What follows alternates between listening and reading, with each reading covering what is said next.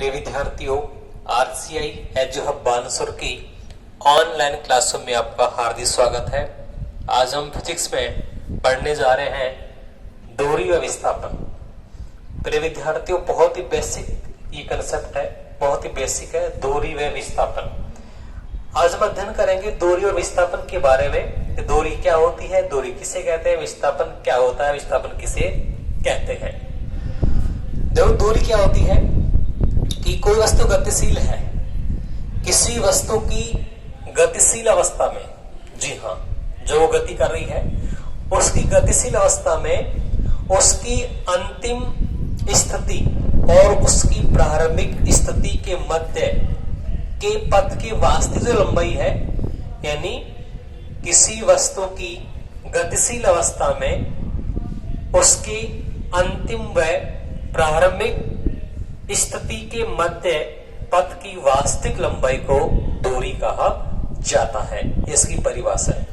दोबारा देखिए कि जब कोई वस्तु गतिशील होती है तो उस अवस्था में उस वस्तु की अंतिम स्थिति और उस वस्तु की प्रारंभिक स्थिति के मध्य उस पथ की वास्तविक लंबाई को ही दूरी कहा जाता है। दूरी जो है एक अदिश राशि होती है। जी हाँ, दूरी कैसी राशि भाई? दूरी एक अदिश राशि होती है। दूरी की कोई दिशा नहीं होती है।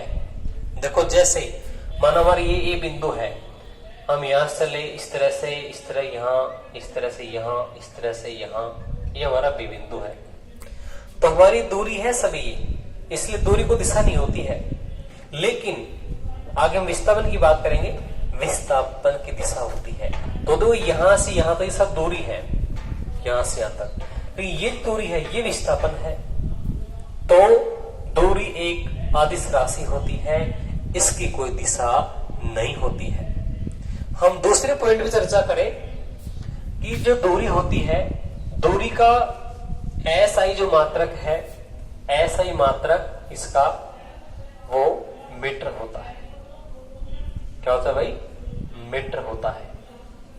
इसका एसआई मात्रक मीटर होता है, एम इसका प्रतीक चिन्ह है, मीटर। तीसरा पॉइंट की हम बात करें कि जो दूरी है, दूरी की विमा, इसकी विमा क्या होती है अपन जानते हैं, आपने पढ़ा होगा पहले की वीडियो में। विमा के अंदर विमा इसकी हो जाएगी m0, L1 और T0, ये इसकी विमा होती है। इस विमा होगी, इसका ऐसा ही मात्रा हो गया। सीजीएस जो प्रणाली है, सीजीएस इसका मात्रा क्या हो जाएगा? सेंटीमीटर हो जाएगा सीजीएस प्रणाली के अंदर। और ये जो दूरी होती है, इसमें इस दिशा की कोई आवश्यकता नहीं होती है। तो दूरी का भाई ऐसा ही मात्रा हम बता दिया, मीटर हो गया, सीजीएस में सेंटीमीटर हो गया, एम इसका हो गया प्रतीक चिन्ह और सेंटीमीटर इसका हो गया प्रतीक चिन्ह। तो ये इसकी परिभाषा है दूरी की। फिर देखो, जो दूरी होती है, दूरी हमेशा धनात्मक होती है। जी हाँ, दूरी कभी ऋणात्मक नहीं हो सकती। दूरी हमेशा कैसे होती है? धनात्मक होती है। ठीक है। और जो दूरी है वो दो बिंदुओं के बीच पथ की जो लंबाई है उसमें डिपेंड करती है, उसमें निर्भर करती है।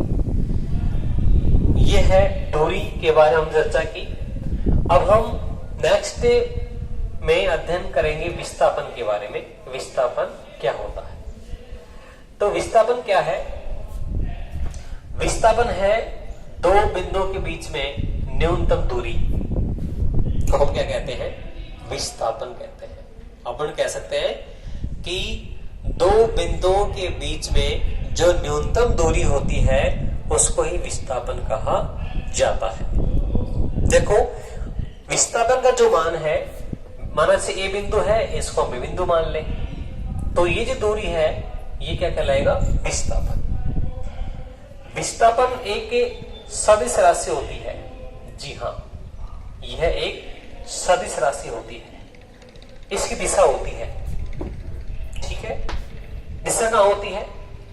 इधर दिशा होती है प्रारंभिक बिंदु से अंतिम बिंदु की ओर।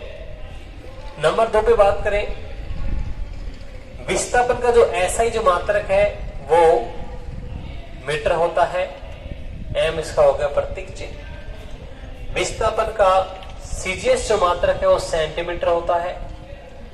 विस्थापन की दिशा होती है, इसलिए ये कैसी राशि है, सदिश राशि होती है।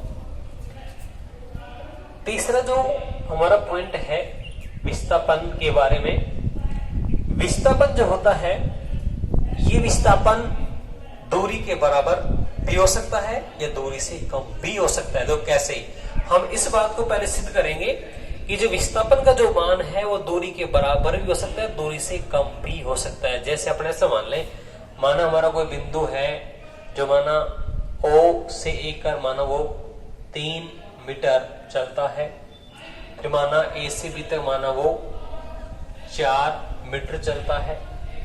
तो A O B माना वो बिंदु माना वो कण बिंदु O से चला और बिंदु B पर पहुंच गया, कोई कण है, कोई वस्तु मान लीजिए। हम ये सिद्ध करने जा रहे हैं कि विस्थापन दूरी से कम किस तरह हो सकता है। अब देखो ये होगी दूरी, अगर हम यहाँ दूरी की बात करें यानी O से B तक दूरी कितनी होगी भाई, 3 + 4 बराबर 7 मीटर होगी दूरी। और विस्थापन कितना होगा, विस्थापन होगा दो बिंदुओं के बीच में न्यूनतम दूरी। इस तरह से हम इसका मान ज्ञात कर लेंगे, किससे, त्रिभुज से यानी पाइथागोरस प्रमेय से। तो ये हो गया माना ये लंब, ये आधार और क्या हो गया कर्ण, लगाएंगे प्रमेय यहाँ पे, तो हो जाएगा कर्ण स्क्वायर बराबर वही लंब स्क्वायर प्लस में आधार स्क्वायर। तो यहाँ कर्ण स्क्वायर बराबर 3 का वर्ग 9 और ये 16। तो यहाँ से मान कितना आ गया भाई 25, यानी कि मान कितना आ जाएगा 5 मीटर। तो हमने विस्थापन का मान ज्ञात किया, कितना है 5 मीटर, जबकि दूरी कितनी है 7 मीटर। तो यहाँ सिद्ध हो गया कि विस्थापन का जो मान है वो दूरी के बराबर भी हो सकता है, दूरी से कम भी हो सकता है। देखो ये दूरी भी है और ये विस्थापन भी है, तो मान बराबर हो गया, ये बात यहाँ सिद्ध हो गई। और मान कम कैसे हो सकता है, हमने यहाँ सिद्ध कर दिया कि विस्थापन का मान दूरी से कम कैसे हो सकता है। तो ये था विस्थापन के बारे में। विस्थापन जो है वो दिशा पे निर्भर होने के कारण यह धनात्मक भी हो सकता है। जैसे माना ये को हमारा मूल बिंदु है, अगर यहाँ विस्थापन मानते हो जाएगा प्लस विस्थापन, यहाँ हो जाएगा माइनस का विस्थापन, यानी विस्थापन प्लस है वो हो सकता है और जो विस्थापन है वो माइनस में ऋणात्मक भी हो सकता है। दोनों की मात्रक जो है समान, दोनों की विभव समान होती है। विस्थापन की विभव वही सेम होती है, m0 L1 V0, ये विस्थापन की विभव होती है, क्योंकि विस्थापन भी एक तरह से दूरी होती है। तो ये हमने अध्ययन किया विस्थापन दूरी के बारे में। तो अगर हम अंतर की बात करें, कई बार क्वेश्चन एग्जाम में आ जाता है कि भाई दूरी विस्थापन में दो अंतर बताओ, तो एक अंतर तो क्या हो जाएगा, दूरी एक अदिश राशि होती है, तो विस्थापन एक सदिश राशि होती है, पहला अंतर। दूसरा अंतर का परिभाषा का हो जाएगा।